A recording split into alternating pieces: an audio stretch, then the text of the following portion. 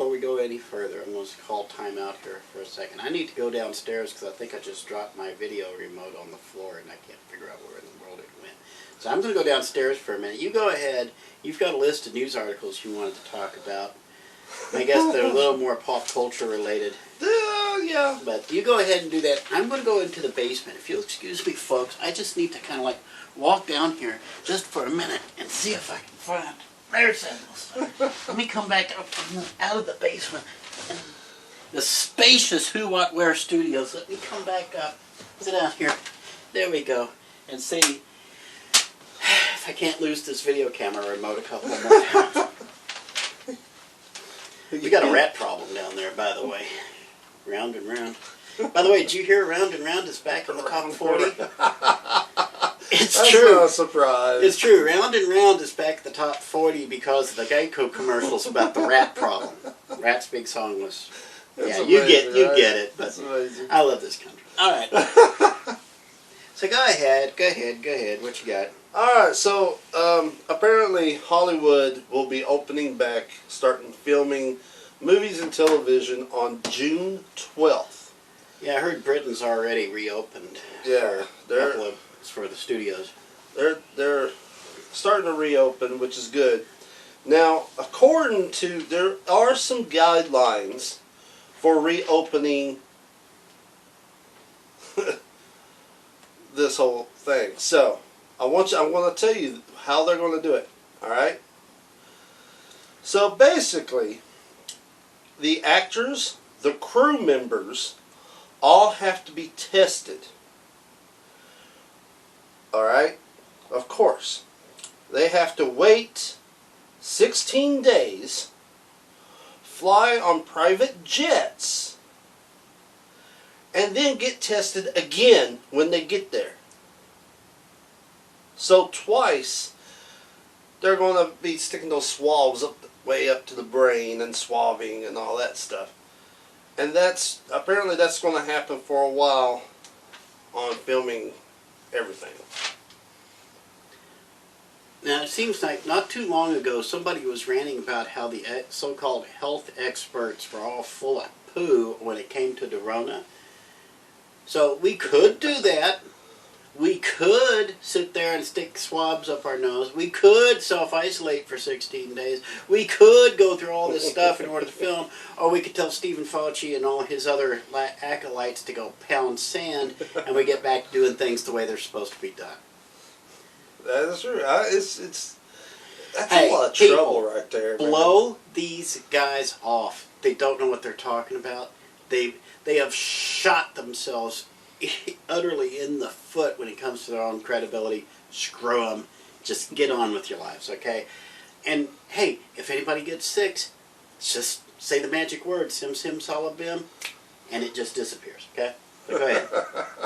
Go ahead. So with that being in the news, there's more Batwoman news. Alright, so They're still apparently... doing that? Yeah, so Right. in order to get, of course, just to recap, Ruby Rose stepped down playing Batwoman on the CW Batwoman TV series. And 700,000 people give a rat's patootie. Yeah. So now, instead of replacing her as the character Katie Kane, they are now going to start with a brand new person and the character of Ryan Wilder. You know who that is? I've never heard of her before. That's not the actress's name. That's the character that will be taken over. So I don't know much about the Batwoman. I mean, I do know that there's Barbara Gordon and Katie Kane and somebody else. But I never heard of this one. Well, No, this is new to the show because this has zero roots in the comic books as far as I know. oh, well. Good. Which is not necessarily a bad thing because by doing that we introduced Harley Quinn. She had no roots in the comic books. That's true. And she was actually once a good character. And we wouldn't have Batman Beyond. We'd have That's true. Trey McGinnis That's if true. it wasn't for willing to come out of the comic book shell and go their own way, which is great. I don't think Batwoman is quite on the level with Harley Quinn or Batman Beyond or Justice League Unlimited or any of those other shows. Even though Justice League is all right, it's Batwoman still cannot even compare to that. This is horrible. Batwoman's just horrible. I'm sorry. They need to replace the writers and the directors. That's what they need to do. I've been hearing that Stargirl's not doing so hot in the ratings. I haven't checked on that, but hold on. I got news on that one. mm-hmm. Alright, so that actually leads into my next story. Hey, I actually set him up for once. That's nice. So there's a huge list from Rotten Tomatoes that said the most watched TV shows during quarantine so far of 2020. Mm-hmm. Now, I want to tell you... Cheers are in the top 10, I'm sure. Well, actually, this was not even in their list. Oh. But I will tell you. Okay, so a show called Afterlife Season 2 has gotten 75% fresh. It has... I've heard of it, but... I can't remember the... Didn't watch it. But anyway, the show that I told you I liked, Zoe's Extraordinary Playlist, got 75%. Westworld Season 3, 75%. Doctor Who Season 12 has gotten 78% fresh on Rotten Tomatoes. How many times they have to reset that score? Go ahead. Because I've seen it and I'm not a fan, but hey. Y'all do you, okay? It's your hell, I'm just the kindling. Move on. Killing Eve, which I've never actually watched but heard a lot about. Season 3 has gotten 79% on Rotten Tomatoes. Penny Dreadful, which is a show that looks really amazing, but I have not sat down to watch, has gotten 80% of Rotten Tomatoes. Another show that I cannot wait for the second season, Upload, which is a really good show. Unblowed? What? Upload. Oh, that's one of those dangerous titles. Go ahead. Upload has gotten 87%. Picard has gotten 87%. Stargirl, you ready? 91 audience and critics. It is a good show. I spent last week, and I think it was episode 99, raving about the show. Of course, I would read a pap smear culture if Jeff Johns wrote it, but he doesn't write these, but he's executive producer. Stargirl really is that good if you give it a chance. Yeah. Of course, she's still a 15-year-old girl. Her idea of knowing there are old villains running around is to steal a bunch of the JSA's gear, spoiler alert, and start handing them out willy-nilly to kids she knows at school. Oh, this will end well. Thank you so much, Jeff. Yeah, I was wondering how this. I can't say anything because Jeff can set up the most idiotic ideas. He always makes them pay off.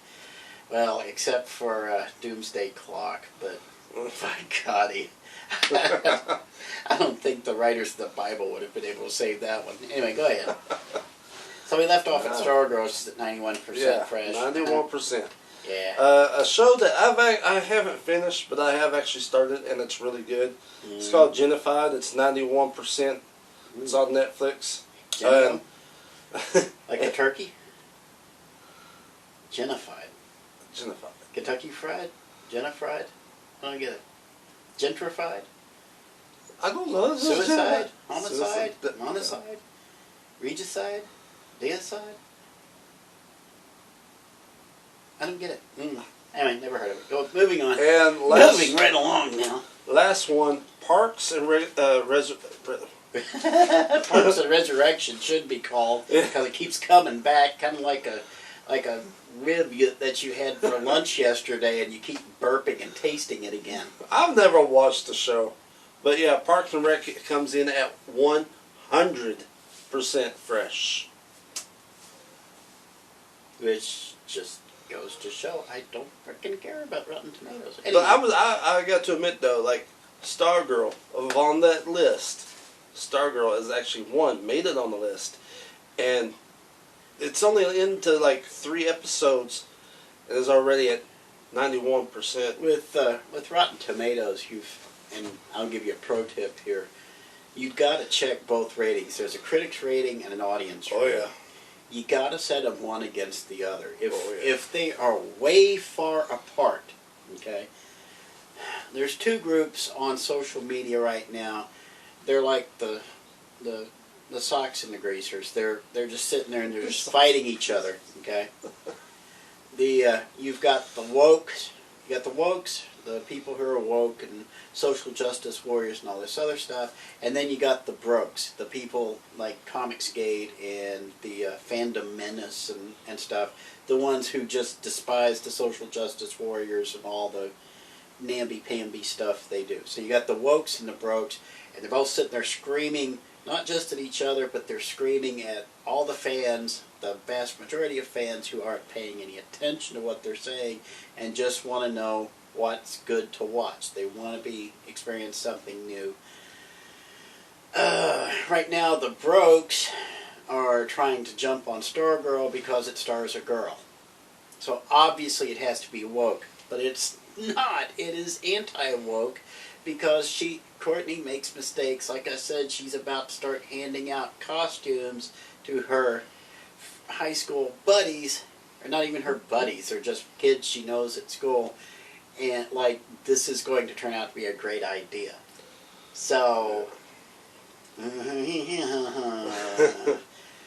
I think the broke people think Stargirl is like a Mary Sue of some sort. If you don't know what a Mary Sue is, look it up. We did an old episode about it. Yeah, Rotten Tomatoes is really funny on how they do their stuff.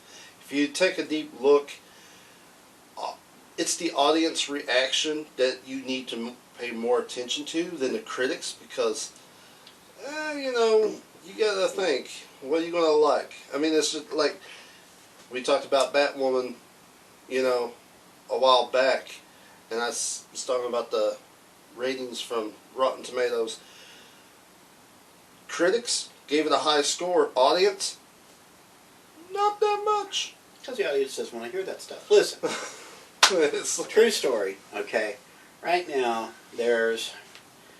everybody who's watched this show for any length of time, back when it was Geeking Out, when it's Adventurous, Spike and Chris show, whatever it is, okay? They know that we absolutely love Pluto TV. Okay? We love Pluto TV. Pluto TV, bless their little hearts, they started showing episodes of America's Test Kitchen 24/7. God bless them. I love their little hearts. Their ad server, though, needs to be punched. Needs a good, solid donkey punch. Why does it keep showing me episode ads for Big Tarvey? Do you know what Big Tarvey is? Of course you don't know what Big Tarvey is, because it's not showing you ads for Big Tarvey about 400 times a day when I'm trying to watch Pluto TV. Every ad break has an ad for Big Tarvey on. I call it Big Pervy. Do you know what Big Tarvey does? Big Tarvey is a medicine for people who are HIV positive. Oh, okay. Okay? I was like, what? And the ad is full of gays, lesbians, bisexuals, transsexuals, queers, and plus, yada, yada, yada. I'm not HIV positive. I'm not gay. I'm not lesbian. Well, no, I take it back. I might be lesbian. I like girls, but I like one girl. I'll stick to the one that... Not this one. I'll stick to the... she who must not be named here. What do you mean not this one? Are you calling me a girl? Because I pointed in that direction. Oh. You got too much facial hair for us to be lesbians together. Okay. Anyway. All right. So anyway, stop showing me this crap. And the worst part is, I don't know who Pluto TV's ad server is, so that I can sit there and tell them, I'm not a gay man, you idiots. But anyway, nor am I HIV positive. I got to admit, I didn't notice it before, and then after a while I was like, well, they showed this commercial a lot. Mm-hmm.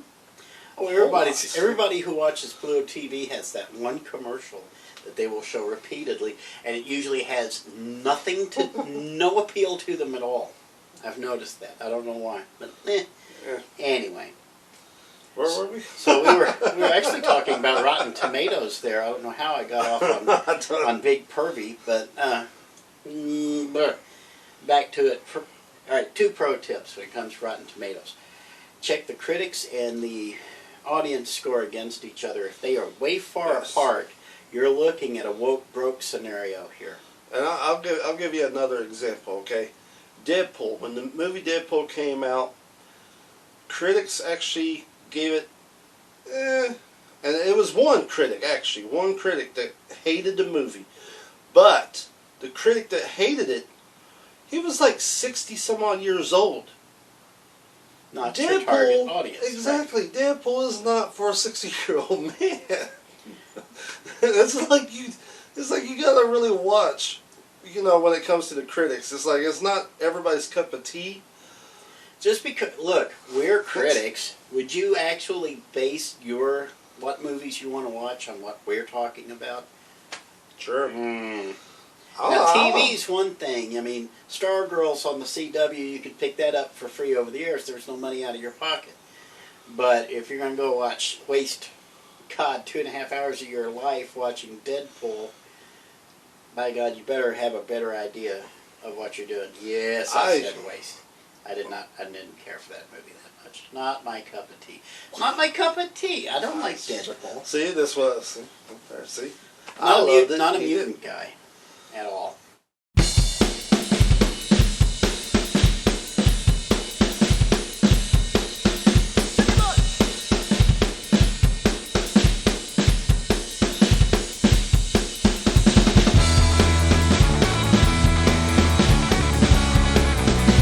Donald Trump don't trust China. China is asshole.